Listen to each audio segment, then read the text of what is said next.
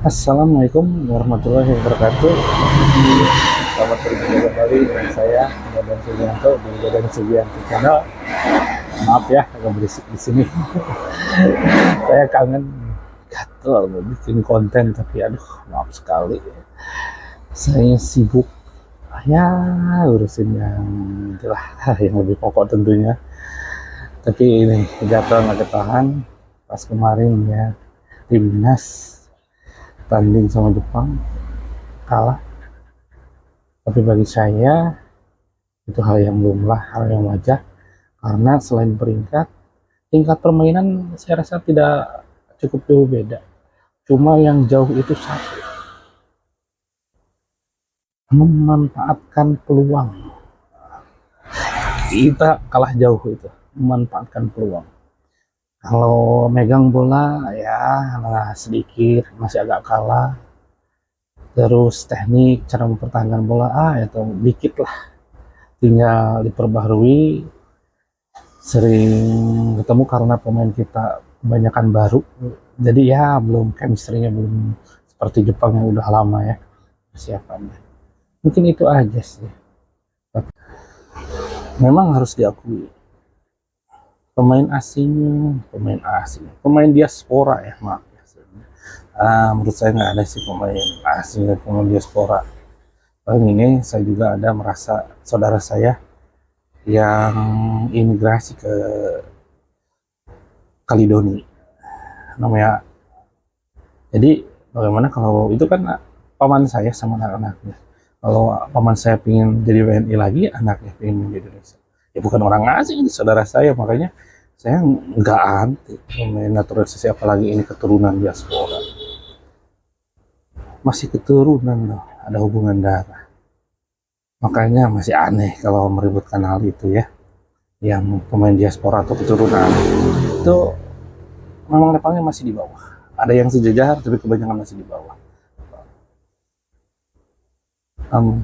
Kenapa menurut saya nggak kalah jauh sama Jepang? Hanya yang kalah jauh itu hanya memanfaatkan peluang aja, pintar memanfaatkan peluang. Ya gol pertama, kalau menurut saya itu offset deh gitu. Tapi nggak ada itunya, nggak ada par. Itu kasusnya sama kayak Vinicius waktu semifinal Liga Champion tahun kemarin kalau nggak salah. Bayern Munchen sama Madrid itu gol penentuan atau gol keberapa itu. Kayaknya offset loh kalau tarik garis. Sayangnya pemainnya protes. Gol kedua Jepang pinter banget memanfaatkan ruang yang kosong. Kesalahannya Sayuri udah tahu dia di Indonesia kurang orang di sektor sebelah kanan karena Kevin Dick lagi di treatment perawatan cedera, serang ke sana jadi gol. Itulah benar Jepang. Ketiga Martin pas blunder, tapi sebenarnya gol itu Deides nggak blok, Martin pas udah loncat mau tangannya tarik dia dikira kena sama keblok sama Deides. Ya, masalah yang ketiga Calvin Verdong udah kecapean, yang keempatnya itu ya. Tahu sendiri, walaupun udah ketutup itu ada miskomunikasi, nggak ada yang nutup langsung. Miskomunikasi itu. Tapi si nomor 2 ini pandai mencari ruang kosong supaya bisa ke sana dan masuk. Nah, Indonesia pemain kita belum bisa. Ya peluang. Makanya kita sangat butuh ya sekelas Cairo. Itu tidak bisa terbantahkan kalau ada sekelas Cairo. Permainan kita seimbang loh. Ada oleh permainan kita dalam menyelesaikan peluang seimbang. Kalau Ragnar sama Rafael Strike itu bisa dikonversi gol, jalannya nggak akan begini. Gameplaynya Jepang makin kacau atau makin berusaha memasukkan gol. Kalau kita defense ya rapat, enggak.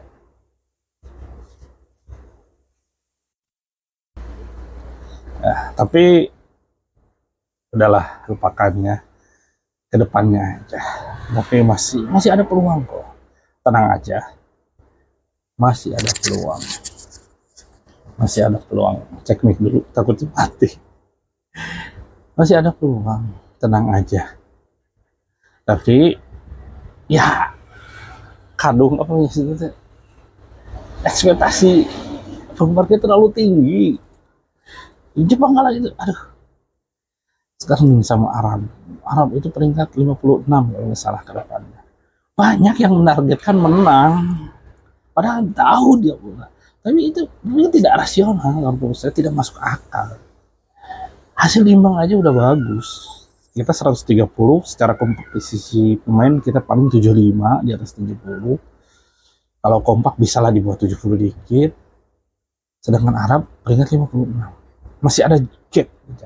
Apalagi Arab dengan pelatih barunya, yang notabene-nya sebenarnya bukan pelatih baru, tapi pelatih lama sebelum Mancini. Itu menemukan form terbaiknya juga. Meningkat level permainan, kalah. Australia seharusnya kalah tuh. Gol terakhir yang kontroversial itu nggak diiniin. Parahnya pun nggak ada, tarik garis seluruhnya juga nggak ada.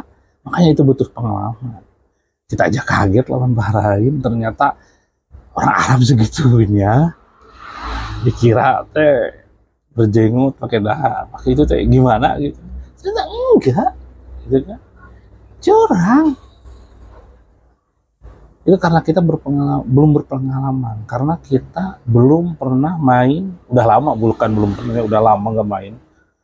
Mungkin sebelum lahir saya pernah bermain. Tapi sesudah saya tahu, sudah nonton bola, kita nggak jarang main sama tim kuat kayak gitu. Kayak Bahrain, Arab gitu, belum ke level round 3 ini. Makanya kita kaget. Pas lawan Cina aja itu, kita malahan terlalu overconfidence. Dikira bakal mudah, belum berpengalaman kayak gitu. Malahan kita bingung harus apa. Yang akhirnya kalah malah blunder. Tidak segampang itu. Apalagi ngelatih nasional. Banyak orang yang sekarang stay out. Saya bukan membela STY. Tenang aja, pelatih banyak, apalagi Erick Thohir koneksinya, tak terhingga. Benar kan? Jangan takut saya. Kalau masalah pilih-pilih gantinya pasti kemungkinan besar lebih baik. Cuma ya nggak adil juga.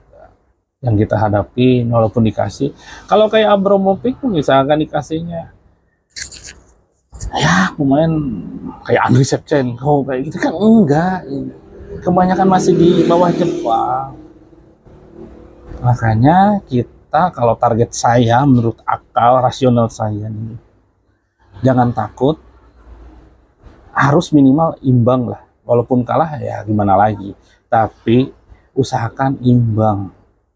Kalau menang bonus lawan Arab Saudi, supaya tetap menjaga peluang kita, tetap terbuka. Masih ada ya, tapi kalau menurut saya mah ya terburu-buru, ekspektasi terlalu tinggi itu.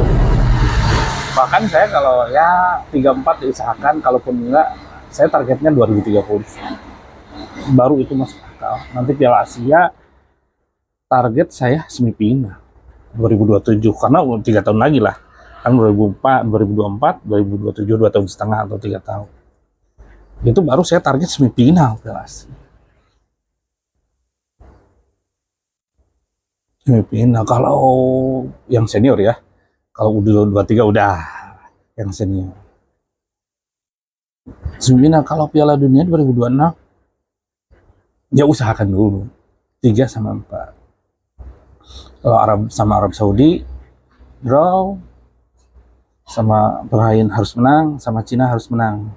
Jepang sama Australia anggap aja kalah. Kita dapat poin 10. 3 atau 4 itu posisi 4 lah. Putaran 4 segrup lagi sama Qatar. Al Cup kedua. Tapi jangan, ini yang penting lolos dulu. Masalah STY kalau menurut saya tunggu aja dulu. Kalau dia nggak lulus 3-4 silakan pecat ya, oke. Tapi saya mah target realistis saya ya 3-4 harus sih, harus. Karena komposisi pemain udah lumayan lah.